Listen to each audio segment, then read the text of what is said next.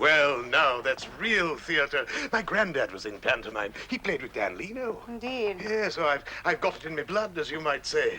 You know, every year, Aladdin or Puss in Boots from December till March, and then music hall.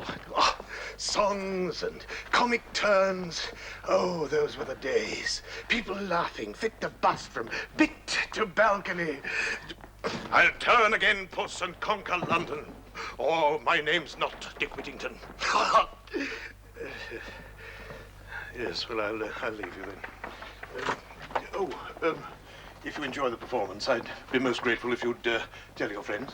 No letter from Lady Teazle? No, sir. I'm surprised she has not sent if she is prevented from coming. Sir Peter certainly does not suspect me, yet I wish I... Hello. May I get you some tea? Oh, that would be nice, thank you. My name's Vernon.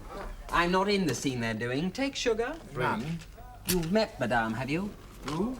Mrs. Mandeville. She's a marvelous woman. Ah, she seems very intelligent. She is. Wasted on that bounder, of course. I say, I hope you're not friends of his. Do you know he actually asked her to act as a principal boy in a pantomime? Well, said she was a fine actress and all that, but pantomimes pay better. Of course, we only stay for her sake, you know, not for his. If she wasn't here, this company would be scattered to the four winds in no time. She inspires such loyalty. Not half. She could have been one of the really great actresses. Is that so? But what chance has she, married to a wretched swine like that? Is he a swine? My dear chap, don't take my word, ask around. Well, I'm sure you'll save us the trouble. Well, for one thing, he... Oh, no, you don't catch me that way. Stay.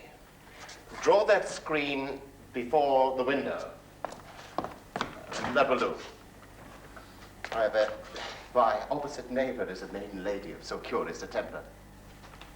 I have a difficult hand to play in this affair. Lady Teazle has lately suspected my views on Maria, but she must by no means be let into that secret, at least till I have her more in my power. Come on from here.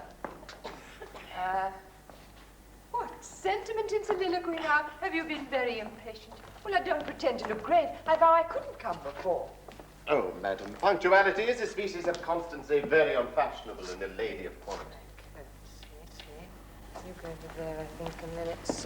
On my word, you ought to pity me. Do you know, Sir Peter has grown so ill-natured of me of late and so jealous of Charles, too. That's the best of the story, isn't it? I'm glad my scandalous friends keep it up. I'm sure I wish he would let Maria marry him, and then perhaps he would be convinced. Don't you, Mr. Surface? Indeed, I do not. Oh, certainly I do. For then, my dear Lady Teazle.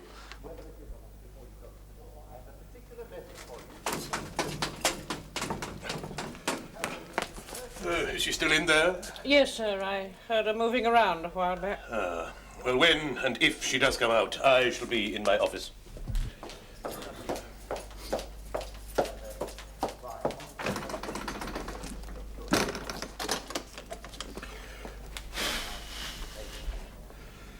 Lady Teazle has lately suspected my views. By no means. Then by this hand which he is unworthy of. Dead, you blockhead. What do you want? Sir, I beg your pardon, but I thought you would not choose Sir Peter to come up without announcing him. Sir Peter, the devil. Sir Peter! Oh, lad, I'm ruined. Sir, 'twasn't I let him in. Oh, I'm quite undone. What will become of me? Now, Mr. Lodger. Mercy, he's on the stairs. I'll get behind here, and if I'm ever so imprudent again... Give me that book.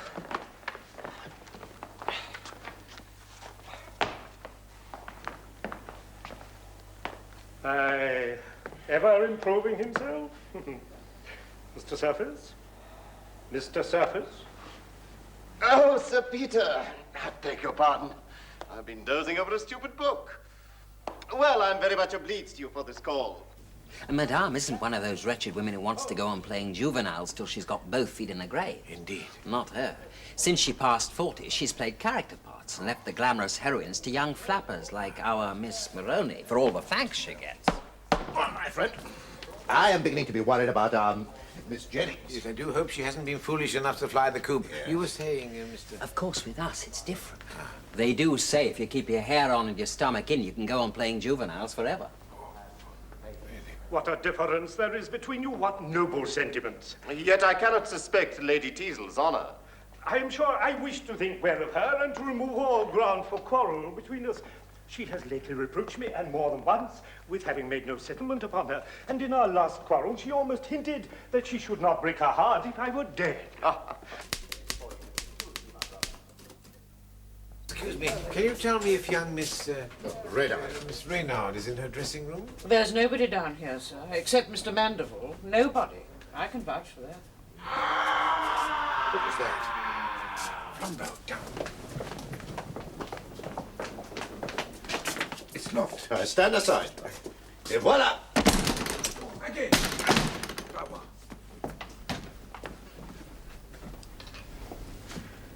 Murdered. Well, at least we know that whoever did this cannot be far away. He must have made his escape through the...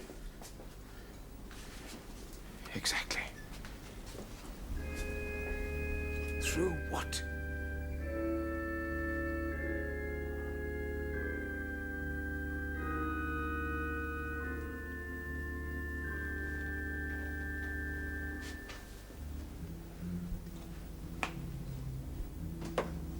What? Joseph, you jest. Hush.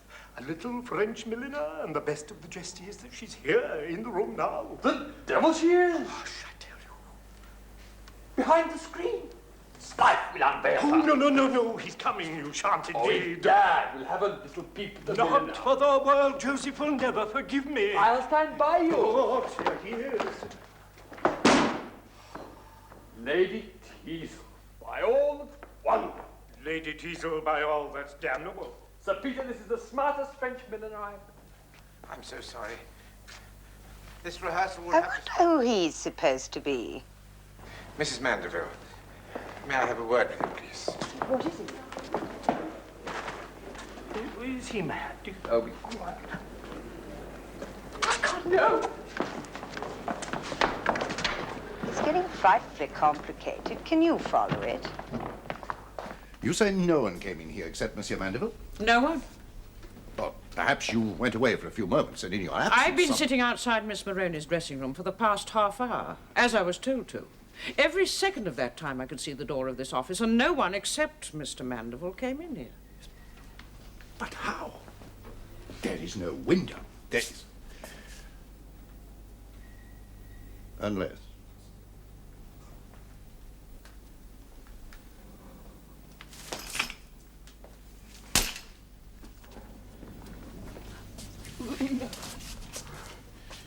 Now, you mustn't stay here. Mrs. Sands, will you please take Mrs. Mandeville to her dressing room and tell the stage doorkeeper that nobody is to be allowed down here. Do you understand? No one. Very good, sir. Will you come with me, Mrs. Mandeville? There's nothing to be done here. Who could Come along. What a business, eh? But Mrs. Sands has a most expressive face.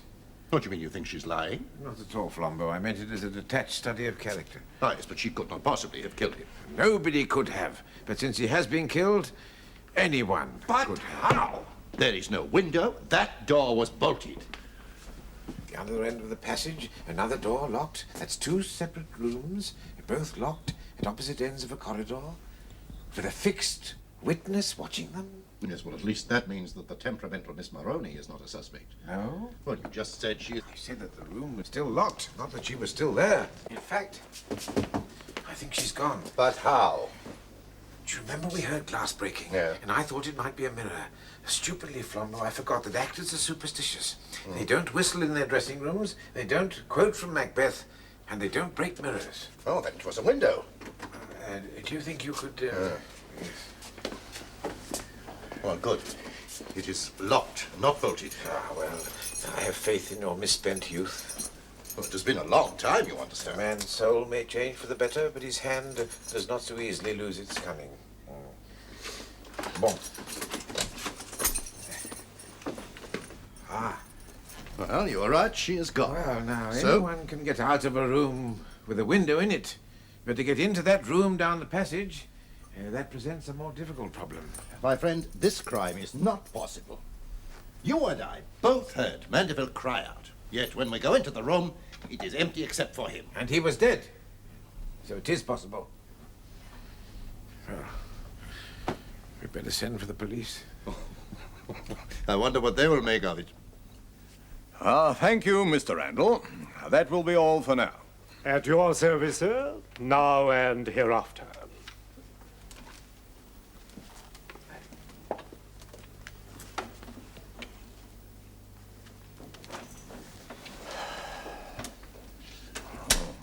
God. Sir? Oh, never mind. Where's that priest, Father Brown? I'll see if I can find him. I'll do it. And then Randall distinctly heard her say, "You are my husband," or something like that. And only your death or mine can change that. It's interesting. And then he saw her. What? Coming out of Mandeville's office. Couldn't see her face, fine. She was wearing a veil. But there you are. Am I? Blackmail. Mandeville was a bigamist. She threatened to expose him. Then why kill him? Ah. No. Yes. Hang on. She wanted him to acknowledge her publicly as his wife. He refused. There was a row. She picked up one of the property daggers lying around Mandeville's office And vanished into thin air. Oh, dash it, Padre. Have a heart. One thing at a time.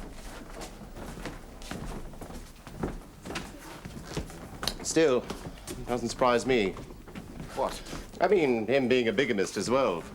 Neil Nice-eyed Bonham and all that, but the man was a bounder. Oh? They say that if an actress wanted to join the company, well, she had to be obliging. Oh, indeed. Yes. Miss Maroney, you know. What, you mean she was his mistress? Was Mrs. Mandeville aware of that? Well, she's got eyes, not to mention brains. More than he ever had. I mean, she's an artiste. It can't have been much fun being married to a man who was more than half cash register. Father Brown. Yes, Inspector. Could I have a word? Well, of course. If you'll excuse us. Charmed. Yes. Father Brown, a few minutes ago, I telephoned the Chief Constable. He says he knows Oh, you. dear, that sounds ominous. Could we talk? Yes, of course, but not here, Inspector. You know, I'm not much of an authority on theatres, but I must say I should be glad to see the last of this one. That makes two of it. Not just because of the murder.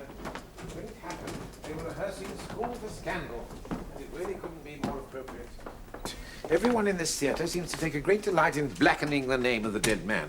According to them, he was a vulgarian, a bully, a seducer, a bigamist. You've heard that too, have you? Frankly, I'm a little tired of hearing it, Inspector. Of course, you would prefer to see only the good in people. On the contrary, I traffic in evil. That's my profession.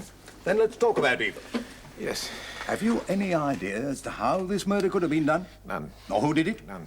The devil of it is, there were two women watching this rehearsal from one of the boxes. Both of them are ladies above suspicion, and they swear that Mrs. Mandeville, Mr. Knight, Mr. Randall, and Mr. Jarvis were on stage before and after Mandeville was killed. That seems to rule them out. Well, there's no seems about it, Inspector. It just does. And the ones who are on stage swear that the other members of the company were watching the rehearsal from the wings. Yes. With two exceptions. That's right, Miss Maroney and the young lady they called Miss Janet Reynard. So, it was either one of them or an outsider. A mysterious, veiled lady. What do you make of her? Oh, Inspector, I shouldn't worry too much about who could or who could not have committed the crime. I suspect that once you find out how it was done, you'll know who did it. Yes, come in. Who's... Sir, Miss Maroney, sir. Indeed.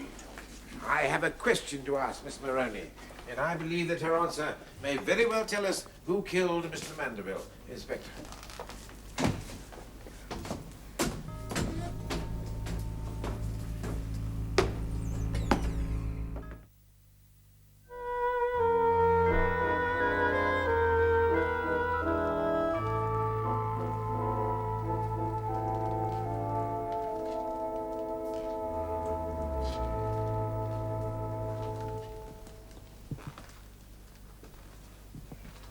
At least I know it couldn't have been you Me? who killed him. You were on the stage with me when it happened. You can't mean that. Why not should I have killed him? I know how much the part in the card play means to you. It's your whole life, and now he's dead and you're free. If I did have a motive for wanting your husband dead, that wasn't it.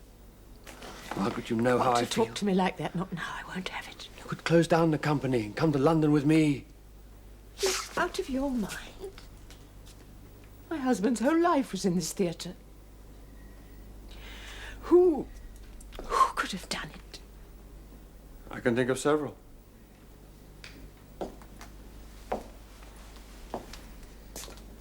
You can't go on burying yourself here, you know. You've got your own career to think about. In London, we... Shh, be quiet. Someone's listening.